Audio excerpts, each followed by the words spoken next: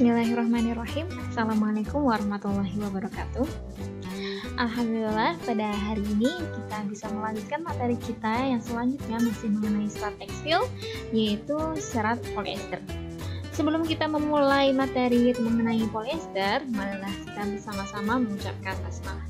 Bismillahirrahmanirrahim. Oke teman-teman, serat polyester ini merupakan serat yang paling populer di antara serat-serat buatan yang lain, dan kita mulai dengan sejarahnya dulu. Ini adalah sejarah dari serat polyester. Jadi serat polyester itu awalnya dikembangkan di kota yang namanya Accrington. Nah, daerah Accrington ini dekat dengan Manchester. Kalau Manchester mungkin hampir semua orang tahu, tapi kalau Accrington ini cukup dekat dengan Manchester dan sedikit orang yang tahu. Jadi ini untuk perkenalan sejarah dulu saja untuk polyester itu awalnya di mana. Oke, yang pertama mengenai sejarah polyester. Jadi polyester itu memang awalnya dibuat di Accrington yang awalnya dulu pada tahun 1931 hingga tahun 1941 oleh dua orang yang bernama Rex Winfield sama James Dixon. Kemudian ada paten juga. Patennya itu pertama kali tahun 1942, tepatnya bulan Juli. Karena mereka itu berdua adalah pegawai gitu ya. Jadi Calico Printers Association atau yang membawahi mereka itu tidak tertarik atas polyester, padahal ini adalah salah satu sejarah pertama serat polyester itu yang serat paling populer hingga sekarang. Sehingga pada tahun itu patennya juga tidak dilanjutkan oleh perusahaannya itu sendiri. Next.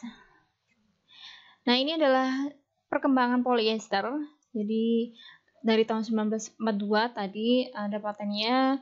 Nah, setelah itu dilanjutkan tahun 1952, itu harganya sudah semakin naik. 10 tahun kemudian 1962, profitnya sangat besar. Kemudian 1972 perkembangannya semakin besar juga. 1982 sampai over capacity atau kapasitasnya semakin besar. Kemudian tahun 1992 polyester berjuang lagi karena tahun 1982 ini setelah over kapasitas atau kapasitasnya terlalu besar, banyak yang tutup pabriknya karena ya itu sangat tidak mampu memproduksi dengan baik. Akhirnya tahun 1992 dia kembali lagi. Nah, milestone capaian selanjutnya yaitu tahun 1960 itu ada namanya Kremlin dari ICI, ini juga yang memproduksi polyester. Kemudian 1970 adanya microfiber yang sampai sekarang juga banyak digunakan di aplikasi-aplikasi kehidupan kita. Microfiber itu terkenal. Kemudian ini adalah kimia dari polyester. Jadi polyester seperti namanya ester poly. Jadi grupnya adalah ester ya. Jadi kalau kemarin itu polyamida adalah grupnya amida, nah ini polyester adalah berbentuk ester. Nah, ester ini terbuat dari apa? Karena kalian dari teknik kimia juga pasti sudah paham rangkaian kimia ini, proses kimia ini juga, yaitu awalnya dari carboxylic acid. Carboxylic acid itu dari COH, kemudian alkohol atau rangkaiannya OH, kemudian jadilah ester. Jadi ester link atau ikatan ester di sini atau grupnya. Kemudian seperti polikondensasi pada umumnya ada hasil samping berupa H2O atau air. Selanjutnya ini perbandingan kemarin ya, nilon polyamida itu ya grupnya adalah amida, sedangkan polyester grupnya adalah ester. Karena tadi hasil sampingnya adalah air, jadi polikondensasi. Sama seperti nilon, ada banyak varian atau jenis-jenis polyester, tapi yang kalau di nilon kan ada nilon 6, ada 6.6. Nah, kalau di polyester ini yang terkenal adalah polyethylene terephthalate atau PET. Nama pendeknya ya. Jadi kalau kalian sering dengar nama PET atau polyethylene terephthalate, itu adalah dari polyester. Atau biasanya kalau kalian lihat di label-label itu adalah PET, itu adalah polyethylene terephthalate.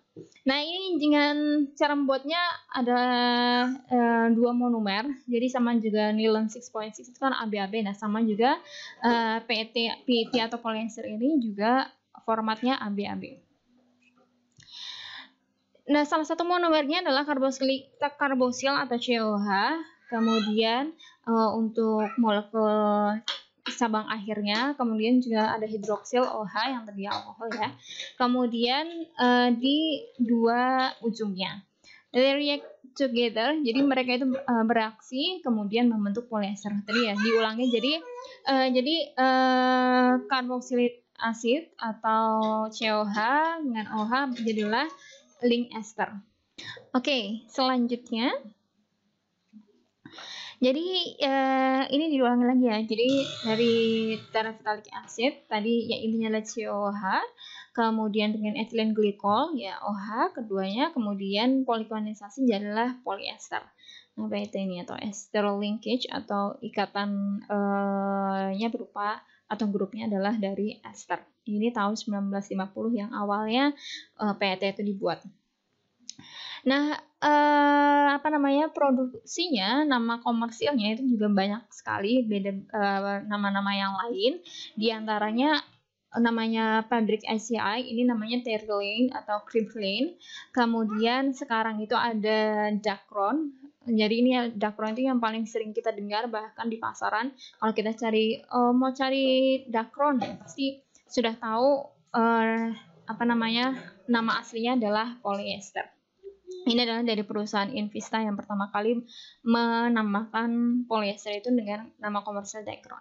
Kemudian perusahaan-perusahaan lain ada Trevira, ada Septa, dan ada Fortal, dan masih banyak lagi di dunia. Nah, ini salah satu homepage-nya dari si Invista ini. Keunggulannya bukan Dacron, dia biasanya bisa digunakan untuk sofa-sofa seperti itu atau pillow dan lainnya. Kemudian penggunaan akhir dari polyester, nah ini seratnya itu mau dibuat seperti apa?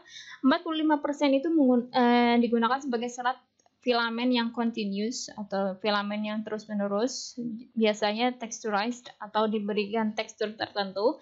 Kemudian 55% itu staple, jadi potongan pendek, mostly used in blends with cotton. Jadi paling banyak polyester itu di blending atau dipadukan dengan cotton atau kapas. Jadi kapas itu mempunyai sifat yang baik, yang nyaman, comfort, dan bisa menyerap air, sedangkan cotton itu kebalikannya, dia tidak bisa menyerap air tapi kuatnya tinggi, maka dari itu dia lebih banyak dipadukan dengan cotton supaya saling melengkapi. Nah, ini prosesnya polyester. Jadi polyester itu sama dengan nylon, dibuatnya dengan leleh atau lelehan atau pemintalan leleh, melt spinning jatuh atau melt spoon. Kemudian tapi tidak dengan dingin ya. Jadi dengan hot drawn. Jadi drawnnya ini atau ketika di drawing itu tidak menggunakan drawn dingin tapi panas. Kemudian ini adalah polimer chips, atau awalnya ini chips atau butiran-butiran polimer gitu, kemudian dilelehkan karena namanya melt itu leleh, kemudian dipompakan, difilter, ini ada spinneret, kemudian jadilah individual filamen, jadi benang. Untuk proses yang lebih lengkap kalian bisa tonton di sini. Kemudian texturing atau membentuk tekstur itu ada yang namanya false twist process. Nah, ini proses yang umum di dunia pertekstilan, yaitu dengan cara memberikan seperti namanya false twist. Jadi twistnya itu ditwist dulu atau diberi puntiran dulu, kemudian dipanaskan, didinginkan, kemudian dibuka puntirannya.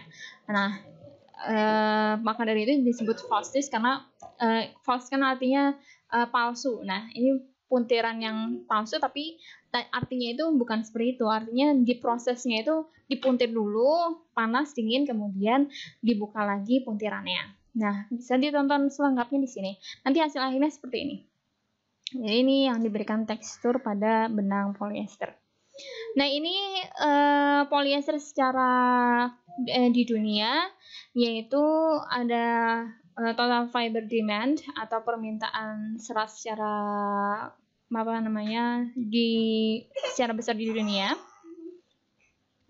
Kemudian, jadi ini polyester semakin meningkat dari tahun ke tahun hingga diprediksikan 2030 sama saja semakin meningkat karena mudah diproduksi, kualitasnya bagus, dan kalau dari serat yang alami sendiri itu ada cotton. Jadi polyester sama cotton itu saling bersama satu sama lain.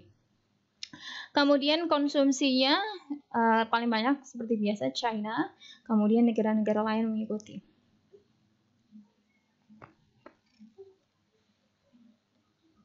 Tes. Oke, selanjutnya ada pertumbuhan dari berbagai jenis serat.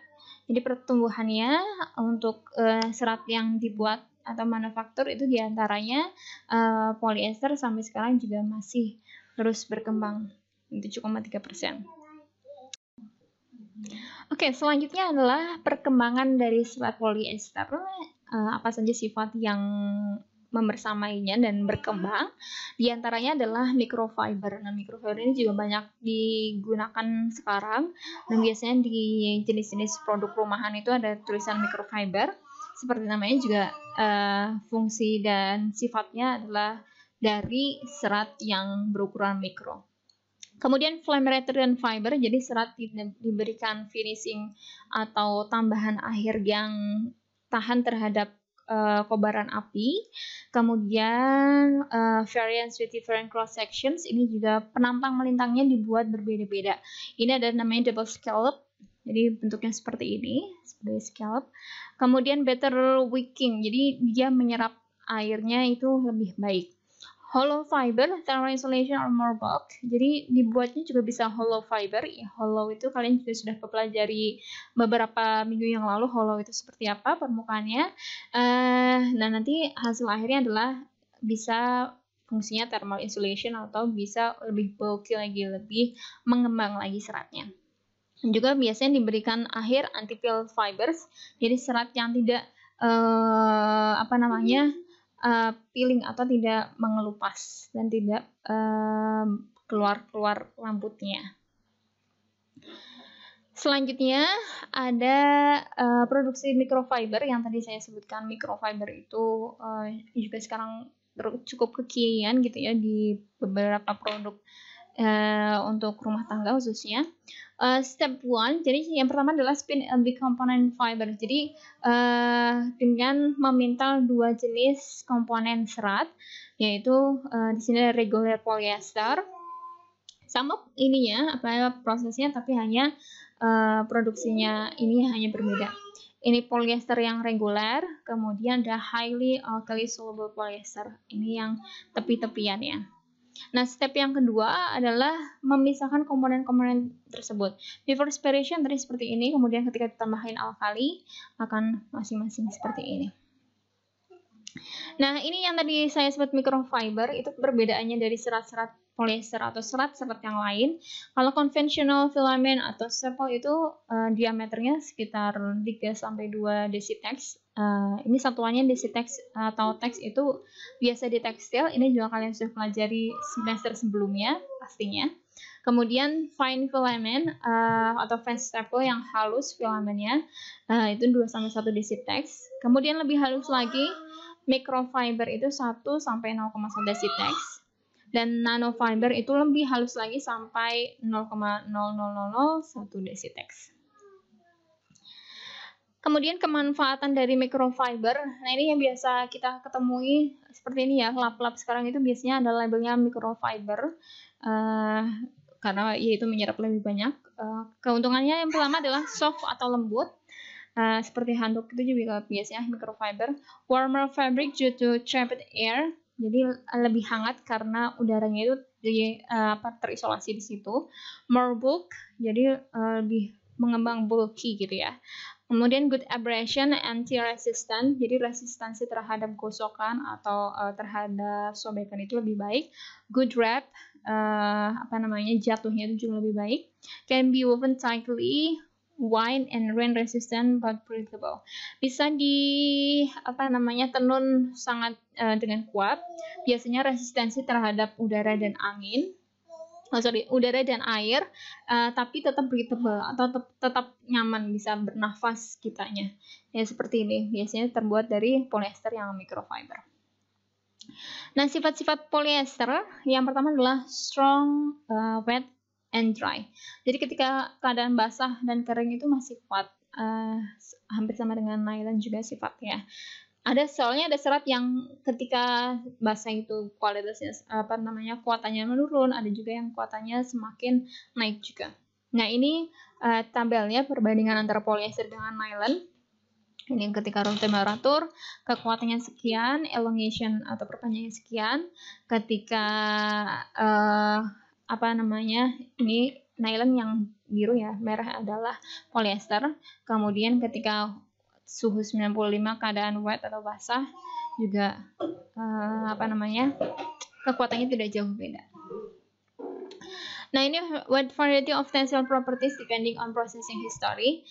Seperti yang tadi disebutkan, kalau polyester itu dibuat grade-nya bisa bermacam-macam. Contoh di sini adalah typical stress strain curves for PET fibers. Jadi ada yang high tenacity filament, jadi dibuat untuk tenasitasnya tinggi, kekuatannya tinggi. Ada yang bentuk filamen panjang, ada staple atau potong-potong. Ada yang regular, kemudian ada yang POY filament. Sifat yang kedua adalah stiffer than nylon. Jadi lebih stiff, lebih kaku daripada nylon, tapi good crease recovery. Jadi kusut ketika tidak kusut lagi itu lebih cepat kembali dari kusutnya itu. Excellent resistant to repeated small stresses, low elongation under small repeated stresses. Jadi resistensi terhadap tekanan yang small, yang kecil, kemudian low elongation under small repeated stresses. Kemudian mulurnya itu juga lebih kecil ketika di bawah stres yang kecil tapi berulang. Kemudian densitasnya medium 1,39, hydrophobic atau waxy. Jadi ini kalau kalian ingat, ini berulang-ulang dibandingkan serat satu dengan yang lain. Ada yang namanya hidrofilik, ada yang namanya hidrofobik. Kalau filik itu menyukai atau bisa menyerap air, kalau hidrofobik itu tidak bisa menyerap air. Atau di sini waxy. Kalau kalian ingat wax itu adalah seperti malam atau dia tidak bisa menyerap air. Nah, ingat saja itu, jadi hidrofobik itu. Kemudian regain 0,4%. Sifat yang lainnya adalah oleophilic, attract grease. Jadi dia juga suka minyak. Jadi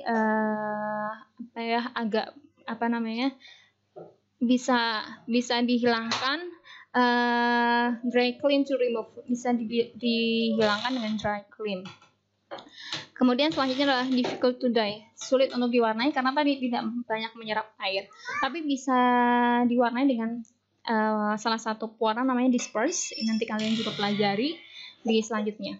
Oke, sifat yang selanjutnya adalah termoplastik. Termoplastik di sini maksudnya bisa mudah untuk diteksturisasi seperti tadi, kemudian bisa di heat set. Bisa juga di emboss. Emboss itu dicetak sesuai dengan jenis motif atau patternnya. Nanti ada gambarannya. Kemudian high electrical resistivity, jadi resistan terhadap elektrik. Kemudian juga biasanya bisa digabungkan dengan cotton atau viscose. Nanti juga ditambahin anti-static finish. Selanjutnya ada UV and light resistant height. Jadi resistensi terhadap cahaya dan UV. Kemudian selanjutnya resistant to acid and all but concentrated alkali. Jadi juga resistensi terhadap asam tapi juga tidak resistan terhadap basa. Kemudian good abrasion resistance. Resistensi terhadap abrasi. Sifat-sifat selanjutnya, nah ini yang tadi saya bilang emboss itu seperti ini ya. Jadi serat polyester mudah untuk dicetak motifnya seperti ini. Selanjutnya, sifat polyester tadi flammable atau mudah terbakar, tapi biasanya juga dikasih flame retardant. Jadi dikasih anti api. Sifat-sifat selanjutnya atau penggunaan akhir, jika digunakan sendiri, polyester itu mempunyai hard hand atau kalau dipegang itu kurang lembut gitu ya, hard. Kemudian waxy feel, waxy itu ya tadi agak lembab keras seperti itu ya, atau agak berminyak. It does not transport moisture from the body easily and is also prone to static electricity. It is also susceptible to peeling. Jadi si serat polyester itu tidak bisa menyerap moisture dari body, jadi agak panas. Kemudian juga mudah untuk peeling. Peeling itu ini juga sepertinya sudah dijelaskan berkali-kali. Kalau peeling itu ya tadi kayak ada serat-serat yang keluar dari kain ya. Polyester ini biasanya dikombinasikan, dipadukan dengan cotton tadi yang sudah disebutkan, bisa juga dengan wool atau viscose rayon atau viscose. Kemudian polyester is hard wearing and confers easy care properties. Cotton polyester fabrics are more crease resistant, iron more easily, and dry more quickly than pure cotton. Jadi ya ini manfaatnya dipadukan cotton polyester karena saling melengkapi satu yang lain. Jadi kalau cotton yang biasa kan dia cotton yang pure itu kan mudah kusut, kemudian susah untuk dirapikan lagi. Tapi kalau ditambah polyester dia jadi tidak terlalu mudah untuk kusut. Juga kalau misalnya di iron atau di setrika itu juga mudah rapi lagi. Nah, penggunaan akhir ini contohnya ya, sheets and pillowcases.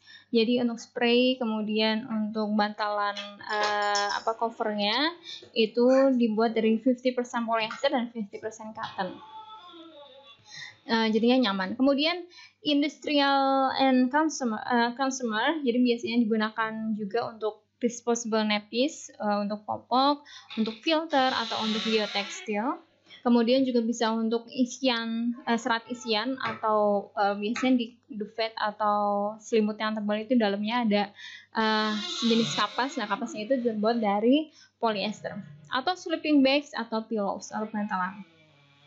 Yang lainnya adalah felts, tents, safety belts, dan seals. Ini gambarannya, jadi bisa untuk belt, untuk tents, kemudian untuk seals. Untuk apparel atau untuk penggunaan sehari-hari juga, contohnya adalah dresses, suits, kemudian shirts and blouses, trousers, rainwear, overalls, linings, and ties. Jadi bisa untuk pakaian dress, untuk kaos, untuk blouse, kemudian untuk celana, untuk pakaian yang anti hujan, atau overall yang seperti baju langsungan seperti itu ya. Kemudian linings untuk tepian baju atau dalaman misalnya jas dan lain-lain, atau ties atau dasi. Nah, ini untuk household, untuk kebutuhan rumah tangga tadi ya, cases atau sheets, spray, kemudian untuk covernya bantal, upholstery, bed ticking. Kemudian penggunaan yang lain juga, ini apparel yang tadi sehari-hari, pakaian sehari-hari. Kemudian yang paling banyak ini industrial and consumer. Nah, itu saja yang bisa saya sampaikan hari ini. Silahkan teman-teman jika belum paham diulangi lagi videonya pada bagian mana yang belum paham, atau komen di bawah bagian mana yang kurang paham, atau juga bisa kontak saya melalui Google Classroom, atau kita ada WhatsApp group, atau japri saya. Marilah kita akhiri materi pada hari ini dengan bacaan alhamdulillah. Alhamdulillahirobbilalamin. Terima kasih. Wabillahi taufiq wal hidayah. Wassalamualaikum warahmatullahi wabarakatuh.